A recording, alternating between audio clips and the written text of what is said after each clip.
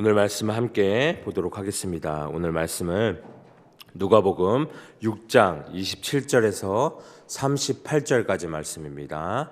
누가복음 6장 27절에서 38절까지 말씀입니다. 우리 다 찾으셨으면 한 목소리로 함께 봉독하도록 하겠습니다. 시작.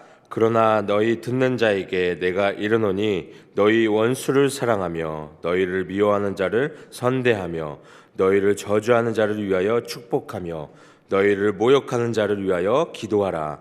너의 이 뺨을 치는 자에게 젖뺨도 돌려대며 내 겉옷을 빼앗는 자에게 속옷도 거절하지 말라.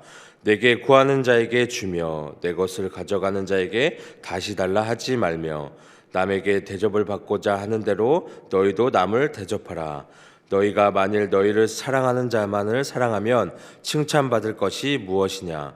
죄인들도 사랑하는 자 사랑하느니라. 너희가 만일 선대하는 자만을 선대하면 칭찬받을 것이 무엇이냐? 죄인들도 이렇게 하느니라.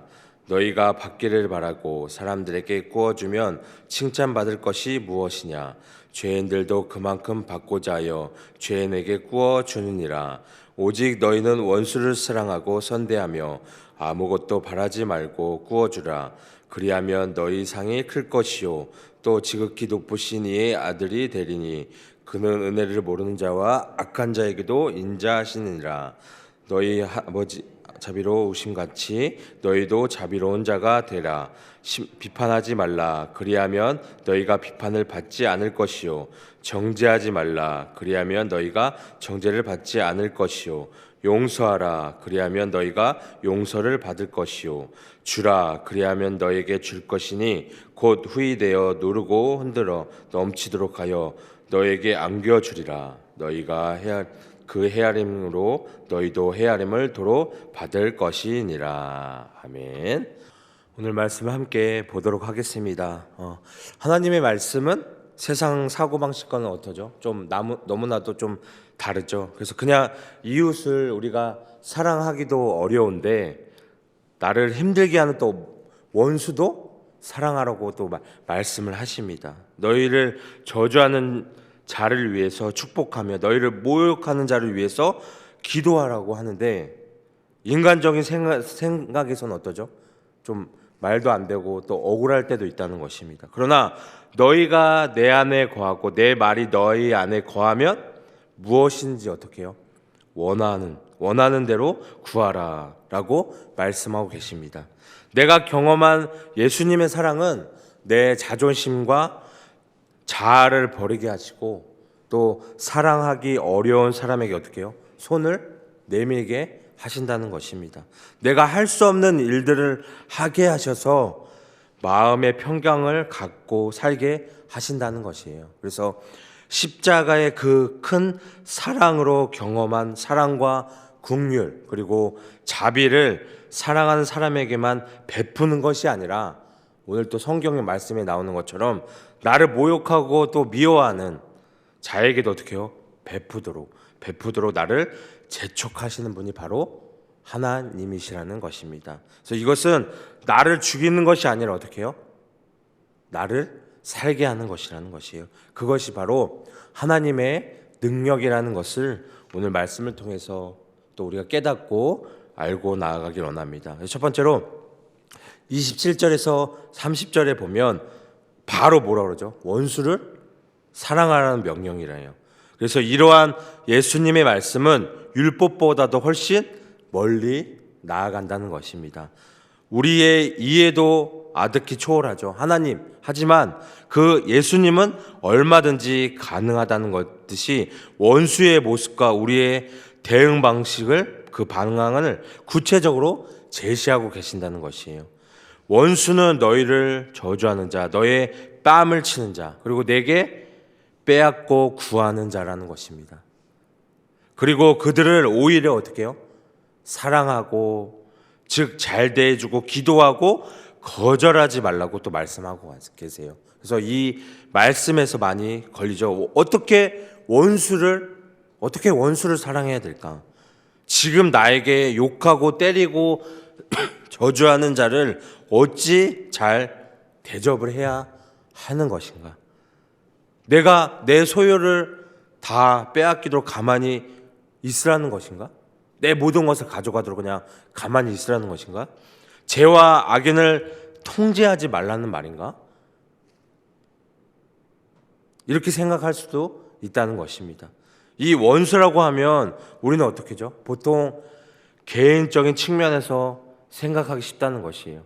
그것도 사실이죠. 22절 말씀에 보면 인자로 말미암아 사람들이 너희를 미워하고 멀리하고 욕하고 너희 이름을 악하다 하여 버릴 때라고 말씀하고 있습니다. 즉 원수란 나에게 어떻게 해요? 인간적으로 섭섭하게 굴거나 나를 못 살게 만드는 존재라기보다는 예수님 때문에 나를 핍박하고 죽이려 하는 자들을 지칭하는 말이라는 것이에요. 그렇다면 원수를 사랑하라는 말씀은 1차적으로 어떻게 해요? 내가 하나님의 뜻을 따라 살아갈 때 이 대적자들이 나에게 가하는 모든 어려움과 악을 선으로 어떻게 해요? 갚아주라는 말씀이라는 것입니다. 게다가 그들의 저주와 모욕, 구타와 약탈은 사실상 우리에게 아무런 영향을 끼치지 못한다는 것입니다. 하나님이 우리를 지키고 우리의 참된 근원이 되시기 때문이라는 것이에요.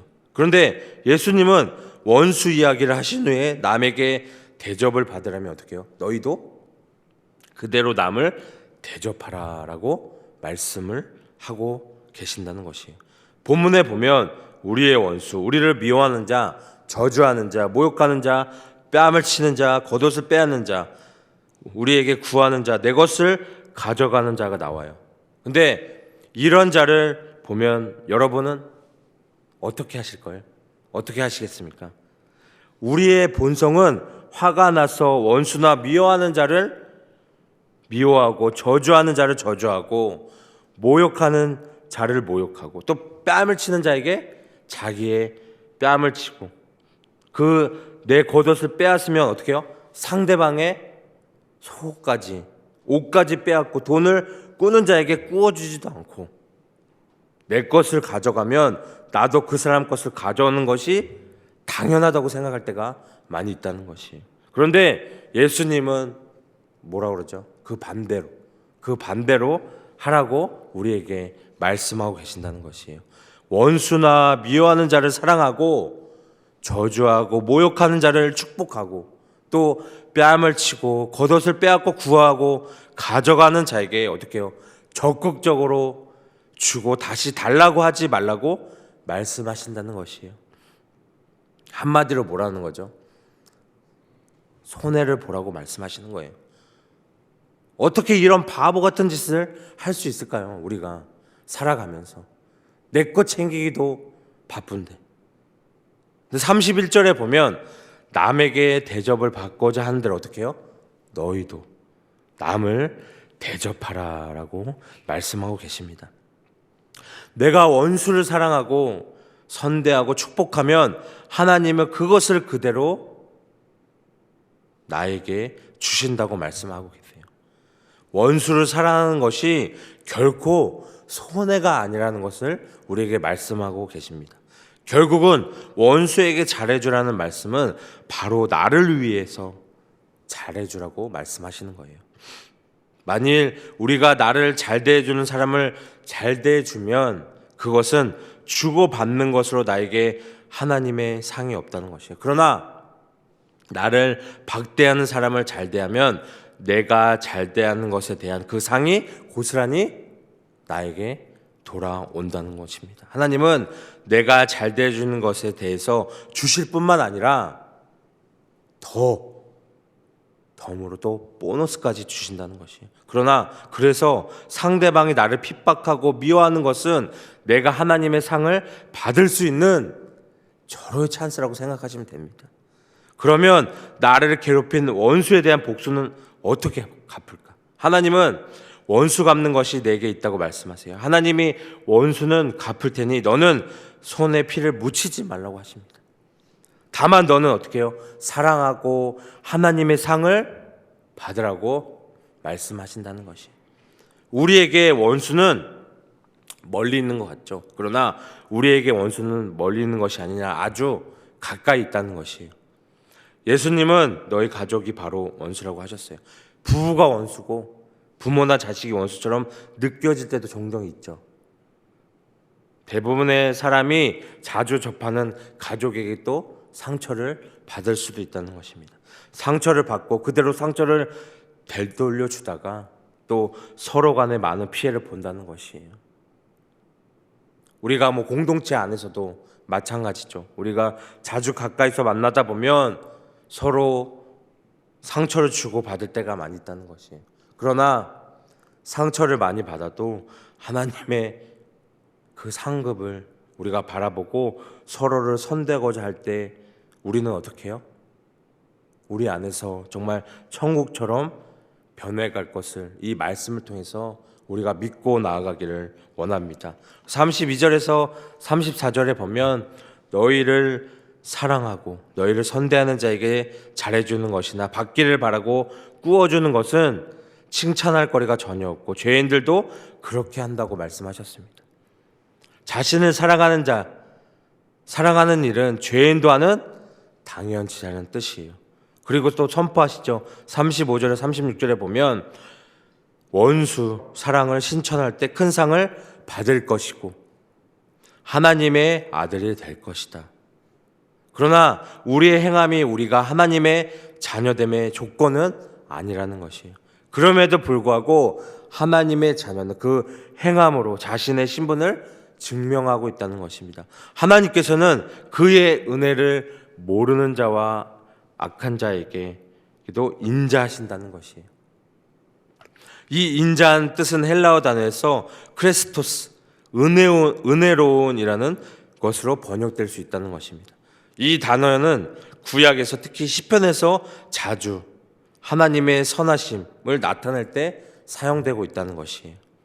베드로는 주의 인자하심을 맛보았으면 모든 죄를 버리고 갓난아기 같이 순전하고 신령한 젖을 사모하라고 권면하고 있습니다. 하나님께서는 은혜를 모르는 자에게는 은혜로우신 분이라는 것이에요. 은혜를 모르는 자는 다른 말로 감사할 줄 모르는 자라는 것이에요. 하나님의 은혜를 받았지만 감사할 줄 모르는 자에게는 하나님께서는 여전히 또 은혜로우신다는 것이에요. 그와 같이 예수님의 제자들도 그런 은혜를 다른 사람들에게도 베풀어야 한다는 것이에요. 이것이 원수를 사랑하는 것이고 실천하는 것입니다. 또 다른 하나님의 성품이 뭘까요? 자비라는 것이에요. 하나님 나라의 백성은 하나님의 자비로우심 같이 다른 사람에게 자비를 베풀어야 한다는 것입니다. 구약에서 우리는 어렵지 않게 자비로우신 하나님을 만날 수 있어요. 하나님 나라의 백성은 이런 자비로운 하나님의 자녀이기 때문에 그 하나님의 성품을 닮아야 한다는 것이에요. 그 자비의 최고는 또 원수를 사랑하는 것입니다.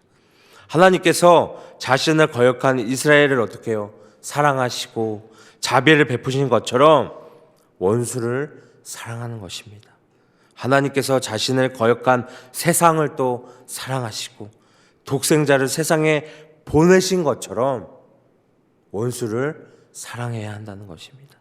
마지막 37절에서 38절에 보면 하나님 나라의 백성의 삶의 원리는 뭐예요? 비판하지 않고 용서하는 것입니다. 비판하지 않고 오히려 다른 사람에게 너그럽게 베푸는 것이에요. 비판하는 것은 하나님의 영역이라는 것이에요.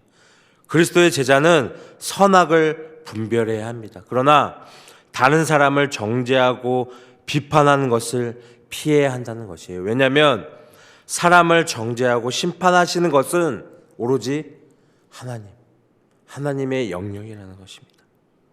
따라서 이 바울은 심판을 하나님께 맡기고 원수가 줄이거든 먹이고 목마르거든 마시게 하라고 권면하고 있다는 것이에요.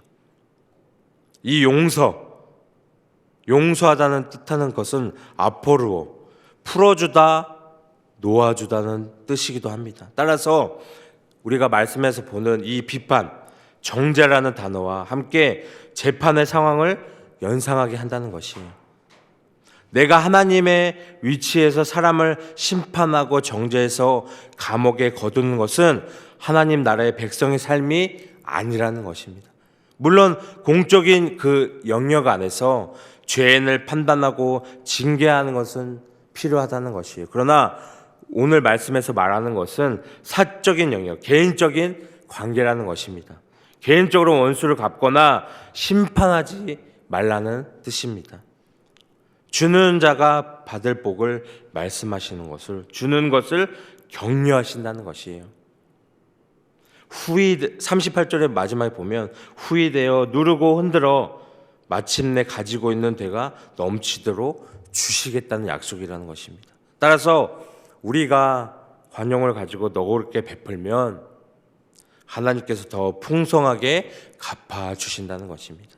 원수를 사랑하고 남을 대접하는 것이 현재에는 희생과 헌신을 필요로 하지만 우리가 잘 알고 있듯이 나중에 어떻게 해요? 결국 더 큰 상급 복으로 우리에게 되돌아온다는 것을 오늘 말씀을 통해서 잊지 않으셨으면 좋겠습니다.